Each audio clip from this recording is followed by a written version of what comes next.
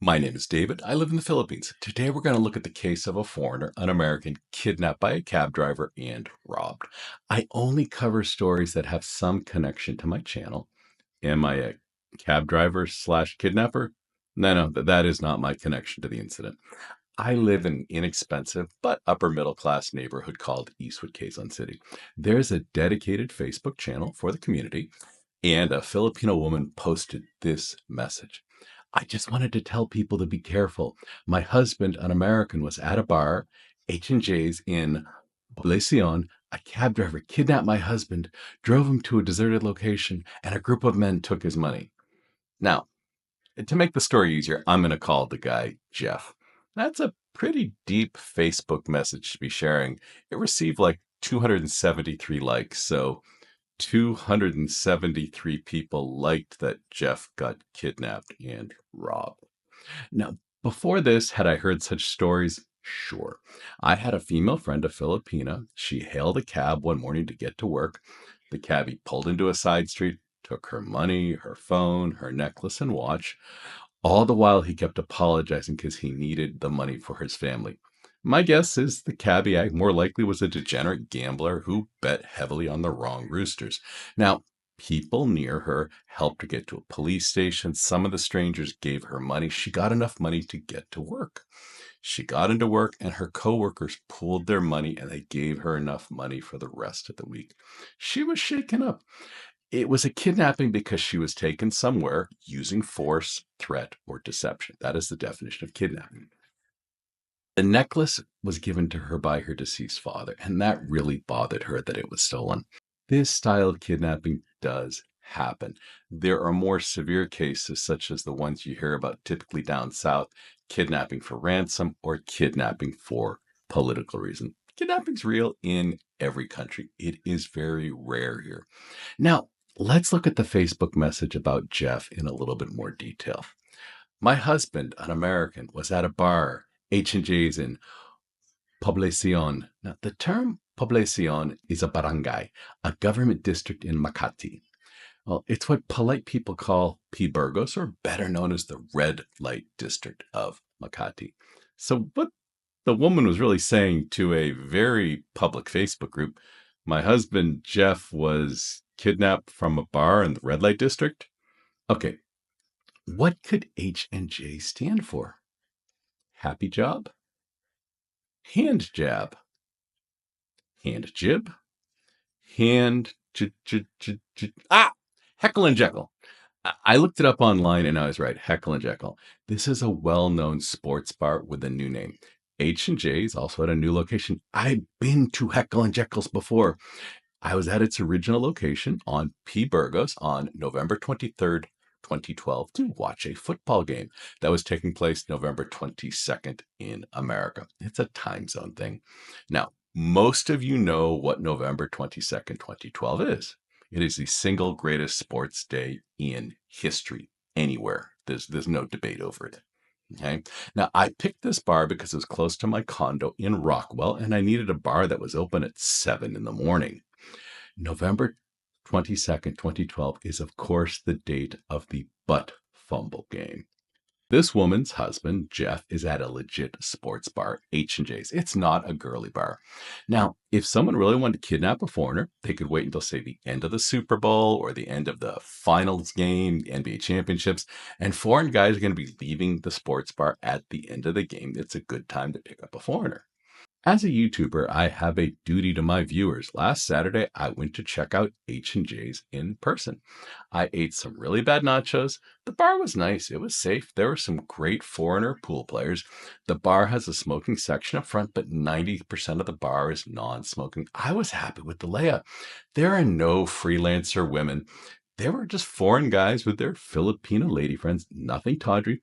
A nice woman, Gretchen, told me that a lot of the English expats, they treat the bar as their local pub, like back in the UK, including her boyfriend. And Gretchen was bored because she ate there 3 nights a week and she was tired of the food. I've been on the street H&J's is on before. I've eaten at a well-known Mexican place across from H&J's. That was like 2 years ago. I was on a quest for good Mexican food. I asked the security guard at the front door of H&J's, do you write down the license plate of the cabs? If you're at a hotel or the airport, the security guards keep a log of cabs for security purposes. The guard at H&J says he does not log the cab license plates. I am more than a little skeptical of Jeff's story. I don't mean the story posted by his wife. His wife believes that. Jeff might not have told his wife the truth about his night in the red light district. Have I ever been kidnapped by cab? Kind of. Normally, I use Grab. It's an app on my phone. It's rideshare. I had to hail a cab one night because Grab wasn't working. The cabbie missed my drop off by 3 kilometers. I am heading north in an area of Manila I don't know anything about. The cabbie might have been confused. He might have been scamming me. There was a 1 in 100 million chance he was kidnapping me.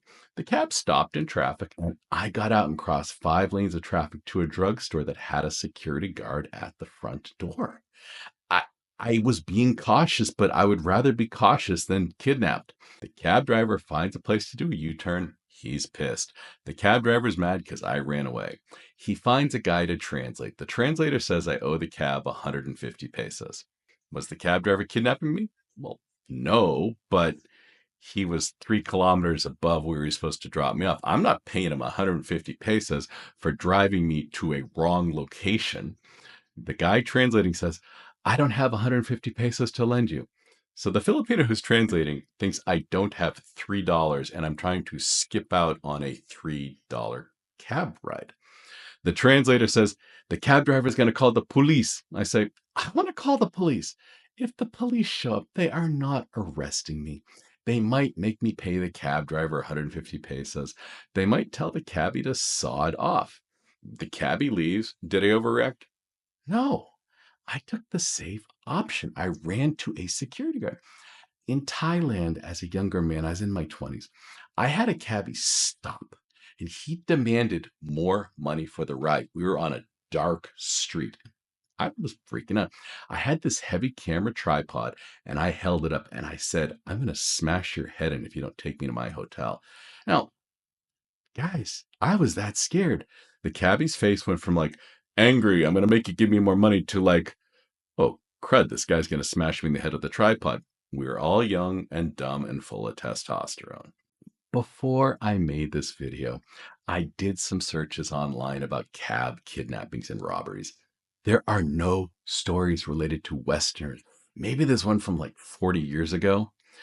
Are there cab related kidnapping stories? Yes, they're predominantly about Asian gangs, Chinese or Koreans, kidnapping Asians, and they're related to casinos, loan sharking, or wealthy Asians traveling in nice cars coming from the airports. In fact, there are even stories about the police working with gangs. That would be very rare, okay? That is not a common thing. Nobody kidnaps old, white, Latino, or Black foreign tourists. We are very few and we are way too poor. I know what you're thinking. Americans make up 1 million Filipino tourists a year. Yes, they do. But look at the line of foreigners at the airport. 98% of the American tourists in line at the airport are Filipino Americans. The same goes for your Canadians and Australians. Your white, Latino, and Black guys in line at the airport, we are a very small minority. We make up like 2% of the tourists. The Koreans and Chinese, oh, they are much easier to identify because there aren't Filipino Koreans and there aren't Filipino Chinese. Well, what happened with Jeff? He went to the red light district. He came home way later than his wife expected, and he'd spent all his money. Yeah, Jeff probably did the nasty with some lady. He rented a short-term hotel room. Afterwards, his lady friend asked for, oh, can you give me cab fare home? You know, like 5,000 pesos to 7,000 pesos, you know, $100 to $140. Normal cab fare home for such a date. But that's the story Jeff told his wife. Jeff claimed that a highly regulated industry like cabs kidnapped him and avoided all CCTV, and then he was mugged with nothing showing up on video anywhere. That would be a huge story in the Philippines. The U.S. Embassy would be all over it. One of the comments on Facebook about Jeff's situation was from a Vietnamese woman. She said her husband, Vietnamese, had also been waylaid by a cab driver after being at a bar and had his money taken. See, minions, it's not only American guys who do foolish things in the red light districts, it's people from other countries. Do not fear cabs. I prefer grabs, but Jeff and the Vietnamese guy, they were lying to their wife. Catch you in the next one. I was just about to upload my video and a story came across the newswire. 3 Chinese nationals were arrested for kidnapping a Vietnamese woman. They abused her very badly and they tried to extort 1 million pesos from her husband. They were caught. They are not getting out of jail as there is life imprisonment for kidnapping in the Philippines. Again, it's Asian on Asian. There have been other big cases. In 93, there was a big political case of rape and murder, but that was something about politics, etc. There was a really huge case in 67. The 4 guys who did it were shot. They used to have the death penalty for rape. So this is not happening to white, Latino, and black guys, but it is real, and a news story just broke about it, so I added a little to my video. Anyways, it's safe here. Out.